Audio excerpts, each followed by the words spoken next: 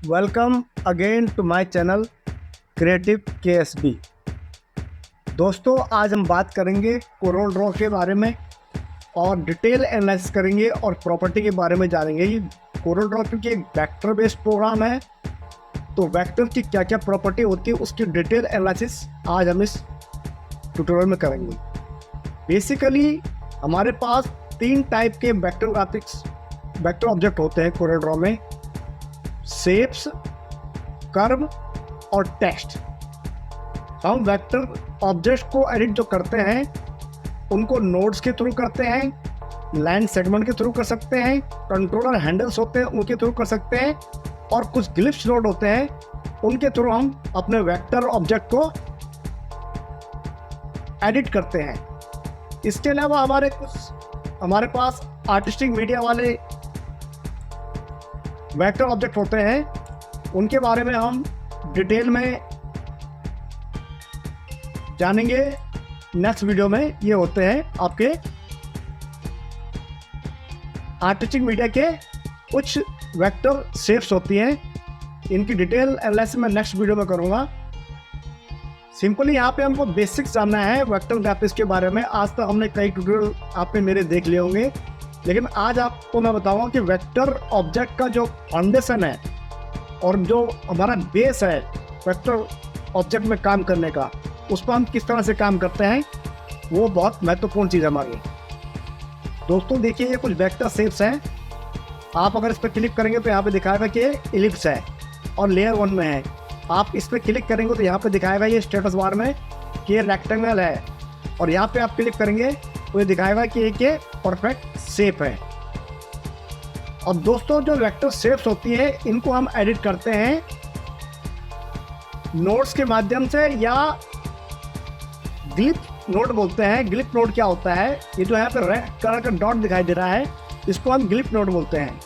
इसको एडिट करने के लिए सिंपली हमारा ये टूल सेलेक्ट है। हमको सिंपली जब यहाँ पे जाएंगे तो यहाँ पे हमारे वेक्टर टूल लिया हमने, और यहाँ से ये इस नोड को हम छोटा बड़ा करके ग्लिप नोड के माध्यम से इसका शेप चेंज कर सकते हैं, क्योंकि ये वेक्टर शेप है, बेसिक वेक्टर शेप है। इसी तरह जब से हम रेक्टेंगल पर क्लिक करते हैं तो आपको ये 4 नोड दिखाई दे रहे हैं। इन 4 नोड के माध्यम से आप इसकी शेप को चेंज कर सकते हैं। ये देखिए इस तरह से।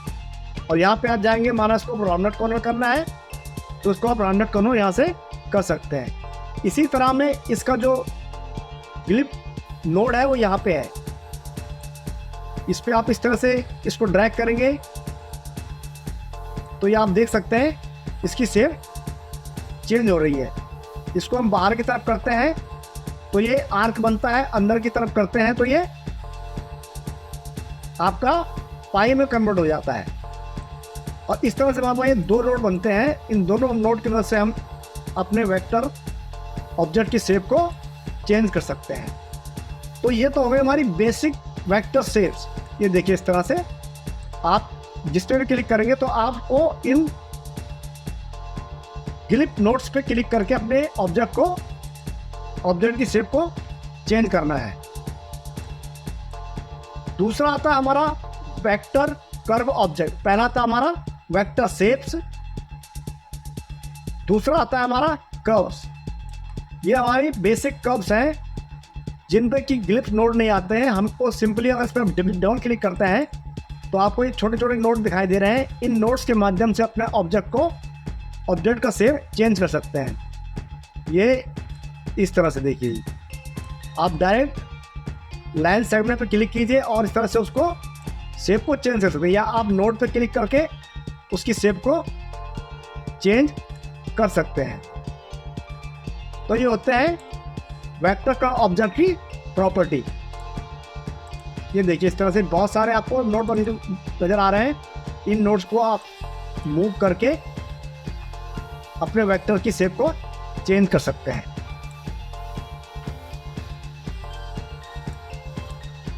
वेक्टर शेप की जो ऑप्शन होते हैं, वेक्टर शेप के ऑप्शन होते हैं, वो इंटरेक्टिव होते हैं। जिस तरह से रेक्टेंगल है, मैंने बताया, इनके ग्लिप नोड के माध्यम से आप उसको चेंज करते हैं। और जो बेसिक कर्व शेप होती है, ये इसको हम क्या करेंगे, सिंपली शेप टूल पे क्लिक करेंगे, डबल क्लिक करेंगे, हमारा एक एक नोड सेलेक्ट हो जाएगा। अगर हमको पर्टिकुलर नोड सेलेक्ट करना है तो सिंपली हमको क्या करेंगे, ड्रैग करेंगे, हमारे पर्टिकुलर नोड सेलेक्ट हो गया, हम इसको मूव कर सकते हैं, अपनी शेप को यहाँ पे चेंज कर सकते हैं। तो वेक्टर शेप में आपने देख लिया कि जो वेक्टर शेप के फीचर्स होते हैं, हमने ग्लिप नोड्स का यूज़ करके देख लिया, लाइन सेगमेंट का यूज़ करके देख लिया। अब मैं आपको बताता हूँ कंट्रोल हैंडल्स क्या होते हैं और लाइन सेगमेंट क्या होता है। ये देखिए, ये है लाइन सेगमेंट ये, और कंट्रोल हैंडल होते हैं जो ये यहाँ पे जो बन के आ रहे हैं, ये कंट्रोल हैंडल्स हैं। इनके माध्यम से अपने कर्व की शेप को कंट्रोल करते हैं। ये देखिए इस तरह से, ये तो ये कंट्रोल हैंडल्स हैं जिनकी मदद से हम अपनी शेप को मॉडिफाई करते हैं। ये बेसिक कर्व शेप में हम सारे काम, हमने शेप्स के बारे में जाना कि शेप्स में नोड्स होते हैं, लाइन सेगमेंट होते हैं, कंट्रोल हैंडल्स होते हैं और ग्लिप नोड्स होते हैं। अब हम देखते हैं कि अगर हम किसी वेक्टर ऑब्जेक्ट को, जो इसमें कि बहुत सारे वेक्टर ऑब्जेक्ट हमको दिखाई दे रहे हैं, अगर हम उसको सेलेक्ट करते हैं, अगर हम उसको पिक टूल से सेलेक्ट करते हैं तो हमको दिखाएगा कि एक कर्व है लेयर 1 में। अगर हम उसको डबल क्लिक करते हैं उस पर शेप टूल से, तो ये सारे के सारे नोड्स सेलेक्ट हो जाएंगे और हमको यहाँ पे स्टेटस बार में दिखाई देगा कि इस जो ऑब्जेक्ट है ये वेक्टर शेप, इसमें टोटल 446 नोड्स हैं और 26 सब पाथ हैं। सब पाथ का मतलब है कि 26 अलग अलग तरह की शेप्स हैं और उन 26 शेप्स में 446 नोड्स हैं। अगर हम आप इसको, इस ऑब्जेक्ट को, जैसे ये है, इस पर डबल क्लिक करते हैं तो यहाँ पे क्या दिखा रहा है कि हमारे पे ये 96 नोड्स हैं पूरे ऑब्जेक्ट में और 7 अलग अलग प्रकार के पाथ हैं। अगर हम इसको यहाँ पे ब्रेक अपार्ट करते हैं तो यहाँ पे हमको ये अलग अलग तरह के 7 शेप दिखाई देंगी।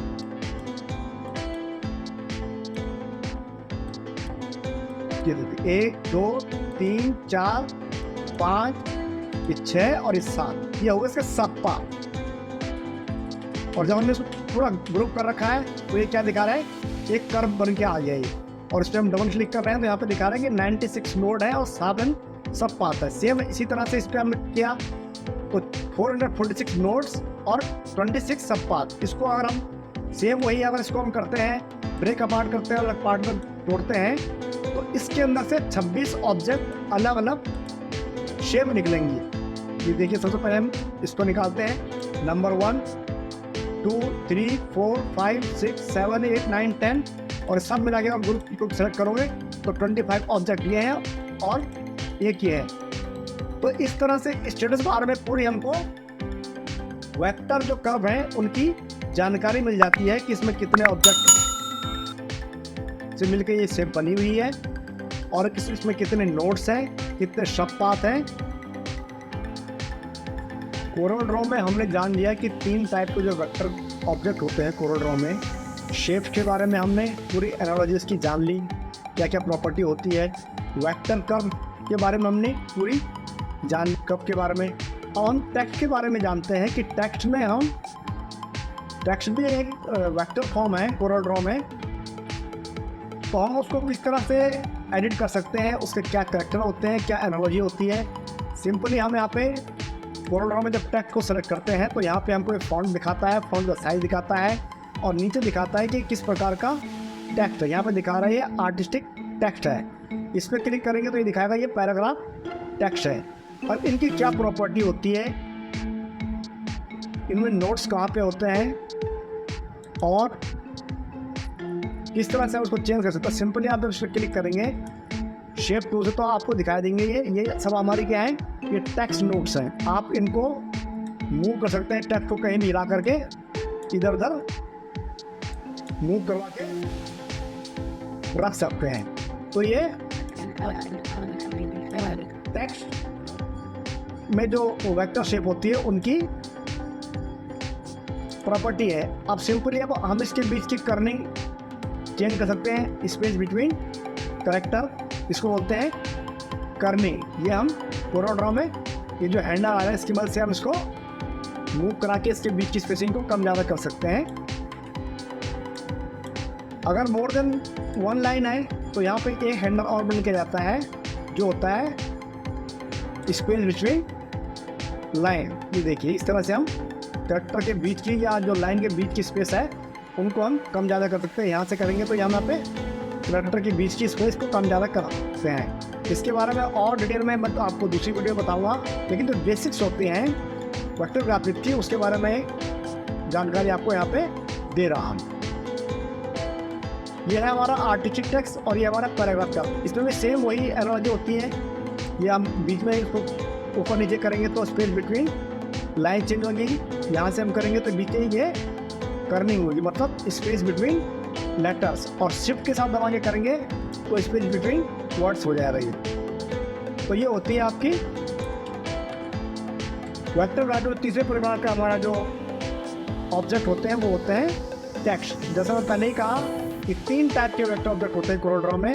शेप्स जो हम किस तरह से कंट्रोल करते हैं उनको ग्लिप नोड के माध्यम से, ये जो रेड कलर का दिख के आ रहा है। दूसरा होता है हमारा कर्व में हम उनको लाइन सेगमेंट के थ्रू या हैंडलर के थ्रू अपने ऑब्जेक्ट को चेंज कर सकते हैं। तीसरा हो गया हमारा टेक्स्ट। तो टेक्स्ट में हमने आपने देखा कि आप टेक्स्ट नोड के थ्रू अपने टेक्स्ट को ऊपर नीचे रख सकते हैं। यह आपकी क्रिएटिविटी के ऊपर डिपेंड है, आप इसको किस तरह से यूज़ करते हैं।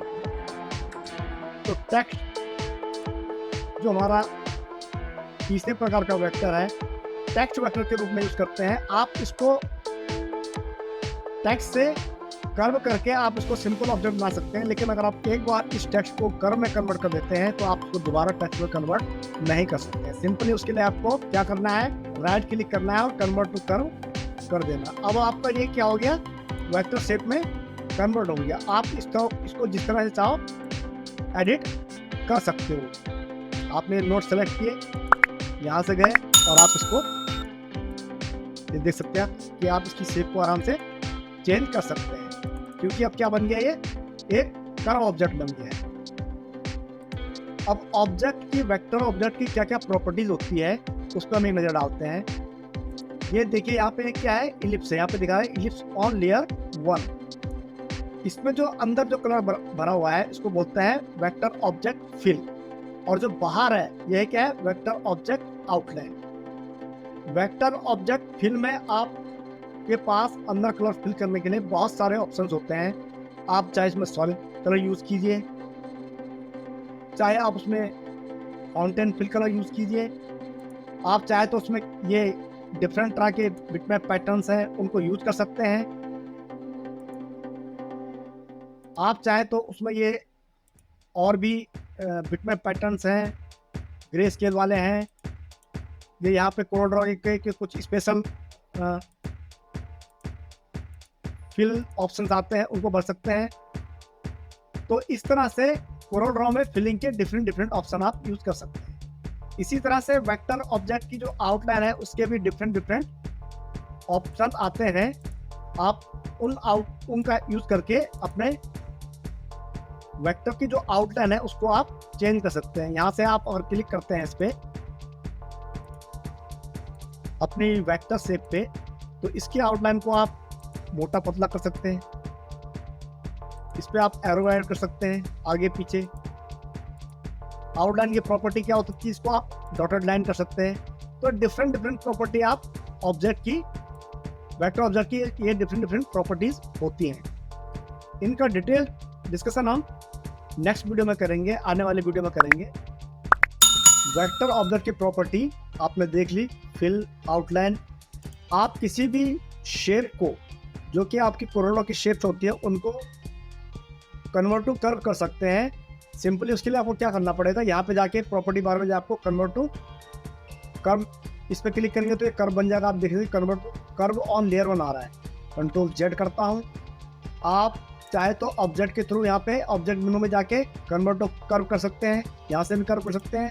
आप चाहे तो राइट क्लिक करके कन्वर्ट टू कर्व कर सकते हैं, या सिंपली कंट्रोल क्यू दबा के भी इसको कर्व ऑब्जेक्ट में चेंज कर सकते हैं। कंट्रोल जेड मारता हूँ, अभी इसकी प्रॉपर्टी आप देख रहे होंगे, इसमें सारी इलिप्स की प्रॉपर्टी आ रही है। लेकिन अगर आप एक बार इसको कर्व मार देते हैं कंट्रोल क्यू ग्रामा ने, तो उसकी जितनी भी इलिप्स की प्रॉपर्टी थी कोरोड्रॉ में जो भी थी वो सब हट के अब एक सिंपल कर्व ऑब्जेक्ट बन गया है। आप इसको, इसकी जितनी भी प्रॉपर्टी थी इलिप्स टूल की वो सारी की सारी हट गई।